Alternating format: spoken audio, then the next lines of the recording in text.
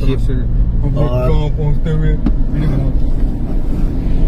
देखिए इधर पवन भैया हैं जो कि एक्चुअली भट नहीं क्या खोल हमारा दम करिए खराब ना चलाइए। और देखिए ये इस तरह से भैया अपने एकमा आ गए अपने घर। देख रहे हैं चेक पोस्ट लिखा हुआ है, हम लोग एकमा पहुंच गए हैं और इधर भैया गाड़ी चला रहे हैं, एकदम ध्यान केंद्रित किए हैं हुए हैं। तो अभी नया चल रहा है ना ताकि आदमी बना देंगे सबको।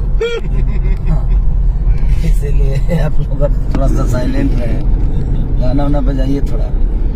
कोको कोला गाना हम लोग का जो कि बहुत प्यार मिल रहा है ना, तो कोको कोला को ऐसे ही आप लोग प्यार दीजिए। जय हिंद जय भारत। और आज भी एक रिलीज हुआ है, और आज एक रिलीज हुआ है, बहुत हिट गाना है, हरदी हरदी है ना, वो भी, और एक होने वाला है बहुत हिट गाना वो भी आप लोग टी सीरीज से है ना, कमरिया कोका कोला। कमरिया कोका कोला टी सीरीज के मेन चैनल से आ रहा है। ठीक है, तो आप लोग ऐसे ही प्यार दीजिए।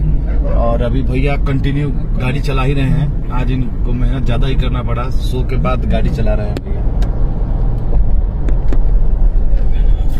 बंद कर लाइट।